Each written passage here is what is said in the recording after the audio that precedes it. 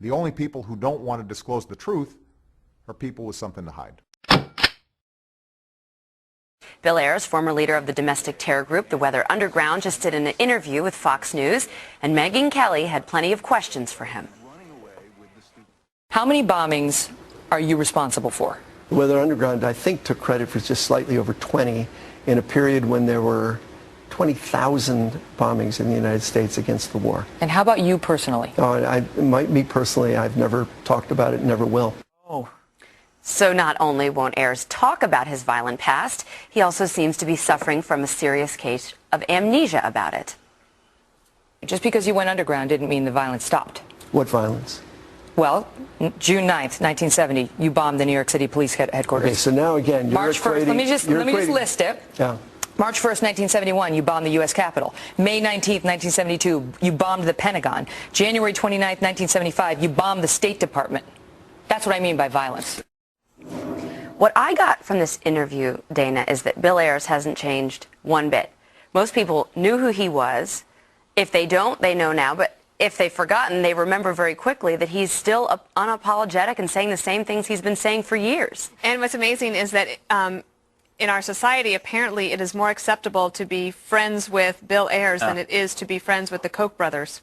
Mm-hmm. Because Harry Reid can go on the Senate floor, call the Koch brothers un-American, all these other things. I'm not trying to compare them directly, but it is amazing that he went on to have a pretty good career, make a lot of money, sell a lot of books, and Tucker got to even meet him personally. How is he, Tucker, as a I had dinner with him. Andrew Breitbart and I had dinner with him a couple of years ago in Chicago. And I'm not just saying this because I disagree with his politics. I disagree with a lot of people's politics. He's one of the creepiest people I've ever met. There's something furtive and weird about him, and kind of wet and oily and just disgusting. No, and I mean that with total sincerity. But I will say, can I say one thing? This reminds me of something that's been irritating me for the past 6 years. During one of the presidential debates in 2008, Obama was asked about this, and he said, yeah, I'm friends with Bill Ayers. I'm also friends with Tom Coburn. So it kind of equals out. Tom Coburn, the senator from Oklahoma. That is an outrageous thing to say. He was never held accountable for that. To compare those two, Coburn's a great guy. Ayers is a criminal.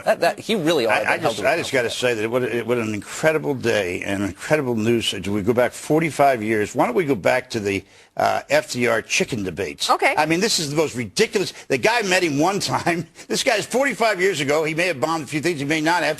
May have bombed a few things? Well, actually, other people may have been involved in some of the stuff, but the point was you guys were not around then during that war. It was a despicable, horrible war, and in some cases it took some pretty radical action to try to stop it. Well, that's not horrible. They weren't trying to stop it. They were rooting for the other side. They were rooting for the Viet Cong. Not everybody. They were waving Viet Cong I was against the war. They were. At least John Wayne Gacy was secretive about his serial killings. I mean, to Tucker's point, there is something very creepy about someone who repeatedly bombs locations, doing it for public acclaim, and then denies that it's even violent. Well, he's evil. My first question is, why is he still alive? His career should not be as a professor, but as a corpse.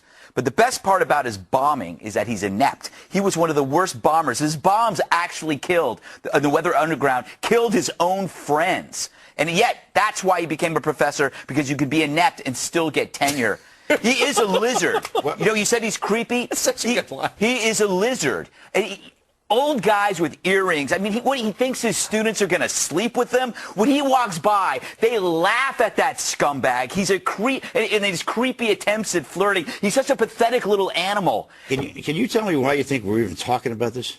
Because it's important. Why is it important? Because this should have counted in the election, because the media let this crap slide. The media let Obama become president while being pals with a bomber who tried to kill police and tried to kill the military. If Ayers was a man, he would visit the relatives of the victims and explain his stance to them. Don't explain it to Megyn Kelly. Explain it to the relatives of the victims. He's such a dirtbag. Hey, wait a minute. Obama went to his house one time.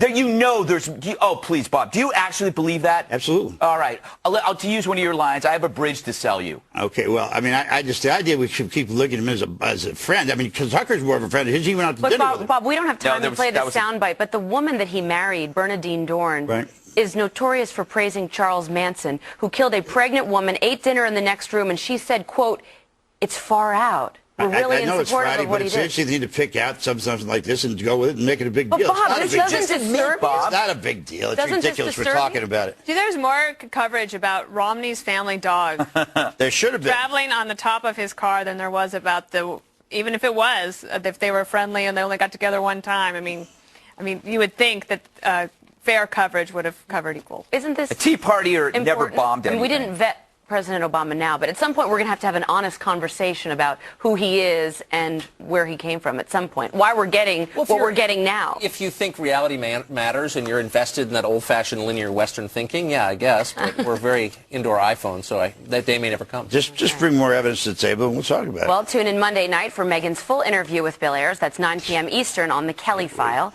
The only people who don't want to disclose the truth are people with something to hide.